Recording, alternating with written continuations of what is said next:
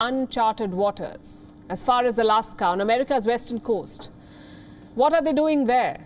Sending a message to the US. China's biggest rivals will soon assemble in Washington, D.C. It's the first in-person Quad summit.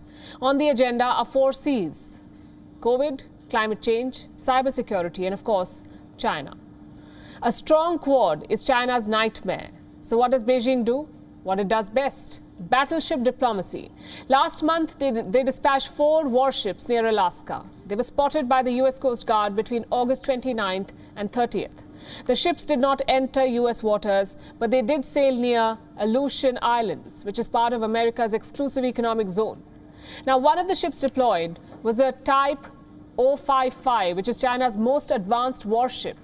It is 180 meters long. It weighs 13,000 tons, and can engage multiple targets in the air. Now, you don't take this ship on routine patrols. This was clearly about sending a message. Did the US get that message? Well, here's what the Pentagon says. All interactions between the Coast Guard and PLA Navy were in accordance with international laws and norms. At no point did the PLA Navy task force enter US territorial waters. Business as usual. That's what the Pentagon says. But Chinese state media has a different take. Global Times, for one, is calling it a tit for tat. US vessels sail near the South China Sea, so Chinese vessels are now sailing near American waters. Let me read what their so-called military expert wrote. This is what he said. The US might feel a little uncomfortable to see Chinese warships on its doorsteps.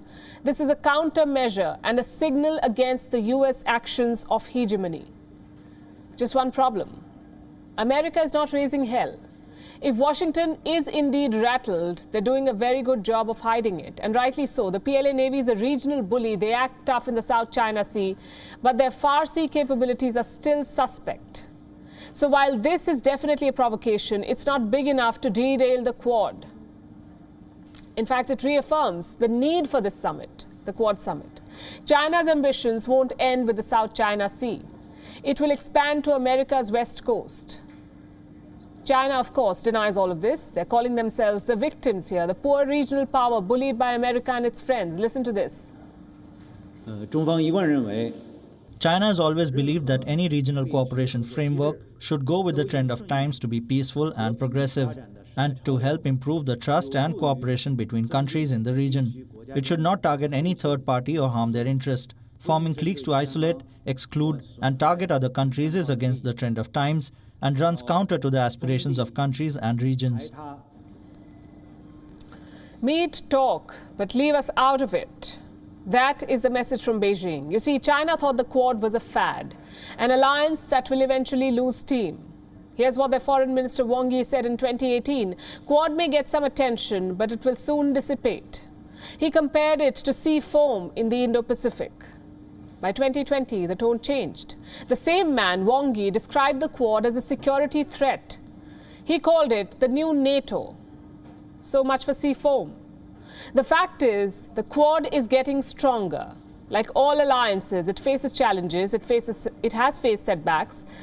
But there is agreement on one key principle, and that is a free and open Indo-Pacific. This vision puts the Quad directly in conflict with China, whether Beijing likes it or not. Their first big test could be Taiwan. China has stepped up airspace violations. Their jets are buzzing all around Taiwan. So is the island preparing for effective?